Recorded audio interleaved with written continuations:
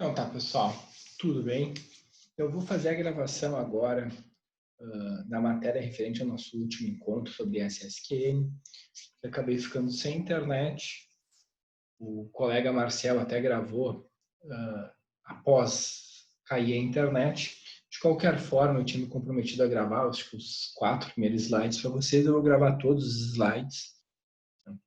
Vai ser mais tranquilo em relação ao tempo, porque como essa aula está só sendo gravada, não tem interação com os alunos direto, vai ser tranquilo de a gente estar conversando sobre SSQN. Tá? E eu entendi assim, dessa forma, ser melhor para que vocês façam a compreensão da matéria. Ter toda a aula num arquivo gravado. Tá? Então vamos lá.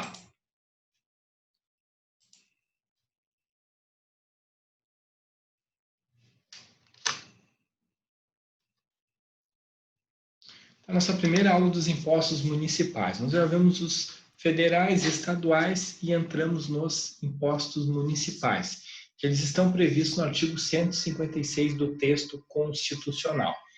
Primeiro, ISSQN ou ISS, que é o quê? Imposto sobre Serviços de Qualquer Natureza. Primeira observação que eu quero fazer para vocês é que vocês podem chamar tanto de ISS como de ISSQN. Os dois estão certos, então vocês podem abreviar da forma que vocês se sentirem mais à vontade. O que fala o artigo 156, inciso 3 da Constituição? Que compete aos municípios instituir impostos sobre serviços de qualquer natureza, não compreendidos no artigo 155, inciso 2, definidos em lei complementar. Tá? Então, aqui a gente pode dividir essa disposição constitucional em 3 trechos. Primeiro, serviço de qualquer natureza. Tá? Essa é a competência para os municípios instituir este imposto. Tá? O que é serviço de qualquer natureza? A gente logo mais já vai ver, já vai estar conversando sobre o conceito de serviço de qualquer natureza. Agora vem o principal detalhe para mim em relação a essa previsão, que é não compreendidos no artigo 155, inciso 2. Tá? O que é isso? O que está previsto no artigo 155, inciso 2 do texto constitucional? Está previsto o imposto que nós já estudamos, que é o ICMS. Tá? Quando nós falamos de serviços, a maior parte das pessoas acha que o serviço é primeiro uma prerrogativa do município e depois do Estado. Só que é ao contrário. Na verdade, a competência municipal ela é excludente, tá? Ela é por exclusão. O que o município pode tributar? Todos os serviços que não são de competência do Estado. E quais que são os serviços de competência do Estado? Serviço de transporte interestadual, de transporte intermunicipal e serviço de comunicação. Então, todos os serviços que não são esses, ou seja, que não são de competência do Estado, daí sim o município pode cobrar, tá? Pode tributar pelo ISSQN. Então, serviço de qualquer natureza que não seja de competência do Estado, definido em lei complementar. Que lei complementar é essa? A Lei Complementar 116. Na Lei Complementar 116, existe um rol, tá, de serviços que podem ser tributados pelos municípios. Então, o município só pode tributar aquele rol previsto na Lei Complementar 116. Inclusive, logo mais nós estaremos estudando como deve ser feita a interpretação da previsão contida nessa legislação. Tá? Vamos lá. O que é serviço de qualquer natureza? Serviço de qualquer natureza vai ser o esforço de pessoas desenvolvido em favor de outrem, né? Então, sempre é algo que tu faz para um terceiro, para um próximo. Tu não faz para si mesmo. Com conteúdo econômico, então tem sempre algum valor, né? Tem sempre algum valor envolvido, sob regime de direito tributário, sob regime de direito privado, em caráter negocial. Então, o que vai reger essa relação jurídica vai ser o direito privado, em caráter negocial, porque aqui nós temos um negócio jurídico entre o prestador do serviço e o contratante, tendente a produzir uma utilidade material ou imaterial. Então, é a finalidade do serviço. eu posso ter tanto uma finalidade material como imaterial. A finalidade material é a mais comum, é um serviço que ele produz algo, tá? Então, que sai com um acabamento final que a gente consegue tocar, que a gente consegue verificar. Já o imaterial é aquele que a gente não sabe, a gente não consegue verificar, tá? Muitas vezes. Uma consulta num escritório de advocacia. Tá? Então, isso é um serviço imaterial. E sempre tem caráter oneroso, tá? Então, por fim, sempre vai ter um caráter oneroso para o contratante, porque se for um caráter gratuito, daí não existe razão para ser cobrado o ISSQN, porque nós não vamos ter um conteúdo econômico. Ele é regulamentado pela Lei Complementar 116 de 2003, né? A gente já conversou sobre ela rapidamente, que ela é a lei complementar que cumpre aquele dispositivo do 156, inciso 3 da Constituição Federal, que a lei complementar vai ter que regulamentar o ISSQN. E agora, em relação à lista, né? A lista anexa ela é taxativa, mas ela pode ser interpretada de maneira extensiva. O que isso significa? Primeiro, a gente já sabe que na lista anexa à lei complementar, onde estão todos os produtos que serão tributados pelo ISSQN. Então, todos os produtos têm que estar previstos na lista anexa. Quando fala que é taxativa, mas nós podemos ter uma interpretação extensiva, é que o serviço que não está previsto expressamente na lista anexa, em regra, não pode ser cobrado, salvo se for por uma interpretação extensiva. O principal exemplo, serviços bancários. É muito amplo. Tirando os serviços que eles já são tributados por outros tributos e não podem repetir, tá? A gente pode entender de maneira extensiva o que são serviços bancários. Tá? Então, a gente não pode tributar, né, uma operação que não tem um conteúdo econômico, mas a gente pode entender de uma maneira mais ampla o que significa serviços bancários. Importante, o ISSQN, pessoal, ele vai incidir na importação. Então, se a gente fizer uma importação de serviço, incide ISSQN. Entretanto, ele não vai incidir na exportação, nas relações de emprego. Então, aquelas que a gente está acostumado, lá, Justiça do Trabalho, que tem CLT, daí não tem ISSQN, que dá uma relação de emprego. Também, quando tem relação com trabalhadores avulsos, com diretores, membros do Conselho Consultivo ou Conselho Fiscal de Sociedades e Fundações, sócios gerentes e sócios delegados. Tá? Nessas situações também não vai incidir o ISSQN. Se tiver um valor intermediado no mercado de títulos e valores mobiliários, aqui não é mercado de ações, tá? É importante, porque se for mercado de ações, incide ISSQN. É o mercado de títulos e valores mobiliários. Daí, nessa situação, não vai incidir o imposto municipal. E também sobre o valor dos depósitos bancários, inclusive principal, juros e acréscimos moratórios relativos a operações de crédito. É porque quando nós temos operação de crédito, o que incide é o IOF. Então, incide IOF, não incide ISSQN. A súmula vinculante número 31 vai falar do ISSQN e nas operações de locação de bens móveis, tá? A súmula vinculante número 31 fala que é inconstitucional a incidência do ISS sobre operações de locação de bens móveis, tá? Então, a Localiza, a Movida, quando alugam um veículo, não incide ISSQN, que não se tem como uma prestação de serviço. Então, nessa situação, entendeu o STF que não vai incidir o imposto municipal. quando nós temos uma relação jurídica que tem como base uma alocação de um bem móvel.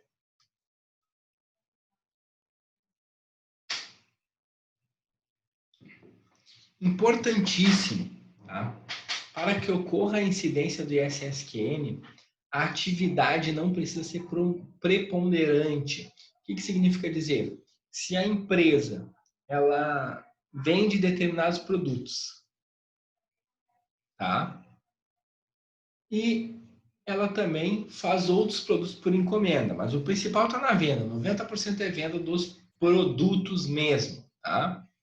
E 10% é em relação às encomendas realizadas pelos seus clientes. Tá? O que vai ter que fazer? Né? Vai ter que pagar ISSQN, porque não precisa esse serviço encomendado pelos clientes ser o preponderante daquela farmácia, por exemplo. Tá? Esse serviço que essa empresa está prestando vai pagar ISSQN. Ah, mas o preponderante é a venda de remédios, de medicamentos, o preponderante é a venda de produto. Não interessa. Tá?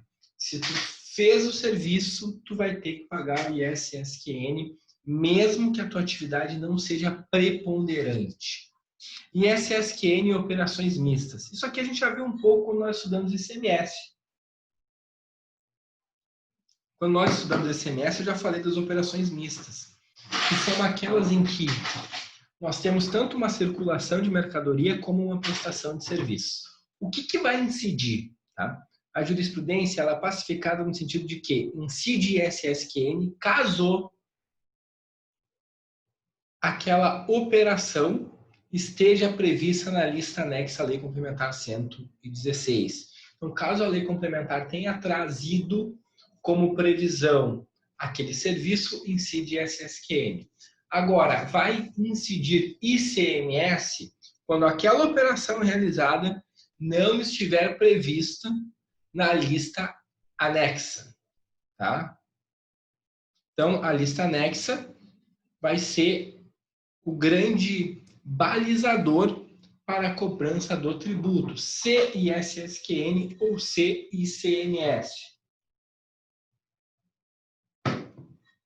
E a súmula 163 do STJ vai falar dos bares, restaurantes. Por quê? Não incide ISSQN, incide sim ICMS quando tu vai num bar, num restaurante. E por mais que vocês achem, mas é muito mais uma prestação de serviço, eu não vou lá por causa das bebidas, por exemplo, e eu vou lá sim porque a comida é muito boa, então é muito mais uma prestação de serviço do que uma circulação de mercadoria. Entretanto, entendo o STJ que incide ICMS. O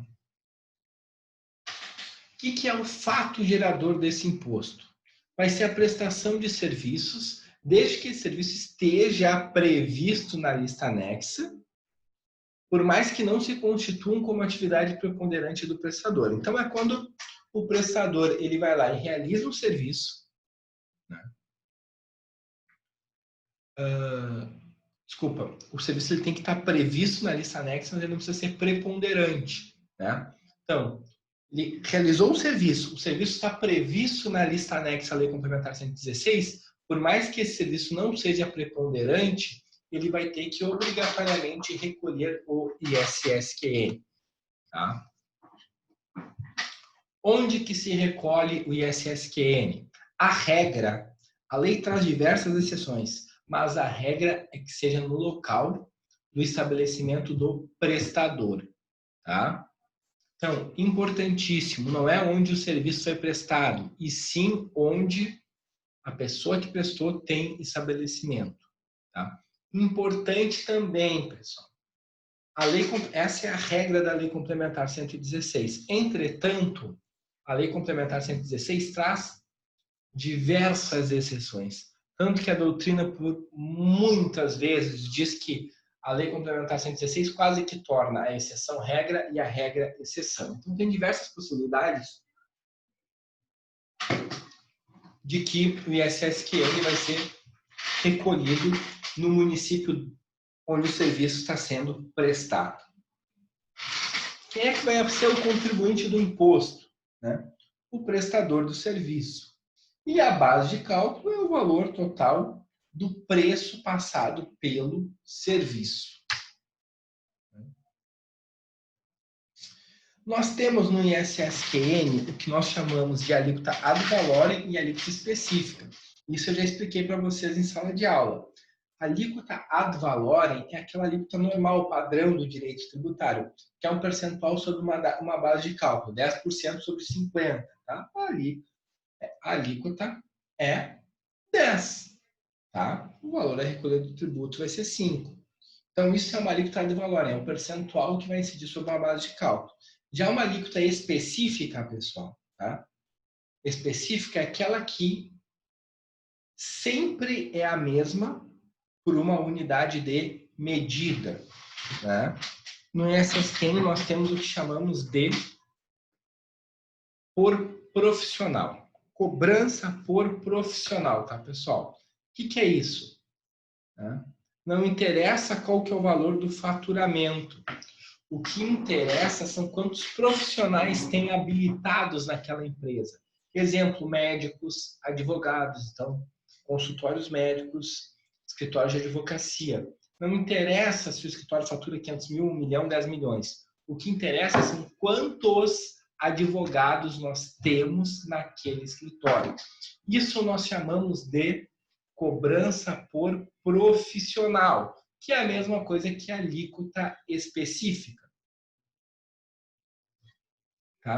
Notem, vai ser X valor, então, é só um exemplo aqui, R$500 por advogado. Ah, mas o escritório fatura 200 mil, 500 mil, 2 milhões, não interessa, é sempre o mesmo, tá? Porque nós estamos falando de alíquota específica, que é o que se chama do ISSQN, cobrança por profissional. A alíquota mínima do ISSQN é 2% e a alíquota máxima é 5%. Tá? O texto constitucional determinou que a lei complementar deveria dispor a respeito do assunto e a lei complementar veio e só fixou a alíquota máxima, 5%. O que aconteceu? A alíquota mínima de 2% é aquela que ainda está prevista no ato das disposições constitucionais transitórias, tá? No artigo 88 do ADCT. Competência para a lei complementar. E a ISSQN também, de acordo com o texto constitucional, tem matérias reservadas à lei complementar. A gente viu na própria disposição que já fala do fato gerador do ISSQN, já fala de lei complementar. Então, primeiro, fixar as alíquotas máximas e mínimas. Então, quem é que fixa as alíquotas máximas e mínimas do ISSQN? A lei complementar. Excluída a incidência as exportações de serviços para o exterior. Tá? Então, não incide no ISSQN quando o prestador de serviço está exportando um serviço. Né? Então, pessoal, a gente já viu, né, que já não incidia, e aqui a Constituição ela repete a situação em que não incide o imposto no momento em que o serviço está sendo exportado, então quando ele está sendo retirado do nosso país. E também vai ser competência da lei complementar dispor sobre isenção, incentivo e benefício fiscal, né? Quando eles são concedidos, quando eles são revogados, tá? Então a lei complementar ela vai ter essas competências para regular essas matérias em se tratando de ISSQN. O ISSQN, pessoal, ele está sujeito a lançamento por homologação. A gente viu rapidamente na nossa primeira aula de revisão. Então, lançamento por homologação. Você aprendeu no tributário 1, é aquele em que o contribuinte ele realiza o fato gerador, ele informa a ocorrência do fato gerador, ele apura o valor devido, gera guia e paga. Tá? Então, o contribuinte ele faz quase tudo. O que a Fazenda Pública vai fazer? Vai homologar ou não essas informações prestadas pelo contribuinte. Por isso que se chama lançamento por homologação. O ISSQN, ele obrigatoriamente deve respeitar os princípios da anterioridade exercício e anterioridade nonagesimal. Significa dizer que, se o tributo for aumentado hoje, só vale a partir do próximo exercício financeiro e, além disso, tem que respeitar 90 dias da data em que o tributo foi aumentado. E diferente do ICMS, aqui vai ser muito importante para nós, tá? O ISSQN é um tributo cumulativo. Então, ele não é não cumulativo como o ICMS e IPI, ele é cumulativo. Tá? Para a gente finalizar essa conversa de hoje, né, essa revisão em relação ao conteúdo que nós vimos, vou falar rapidamente da responsabilidade tributária, depois eu vou falar de algumas teses que tem perante o Poder Judiciário. ISSQN, responsabilidade tributária. Em diversas situações, a lei exige que quem vai pagar, né, pela prestação do serviço que adquiriu, vai recolher o tributo. Tá? Vai ter que fazer a retenção desse valor. Entretanto, tem que ter muito cuidado. Se nós temos uma empresa, tá? Vamos lá, um consultório médico situado em Porto Alegre, ele tem que recolher ISSQN por profissional para Porto Alegre. Tá? Entretanto, ele presta serviço em Gravataí. Daí lá a empresa de Gravataí pega o valor dele e repassa para o município de Gravataí. Só que isso é errado, porque ele está sendo bitributado.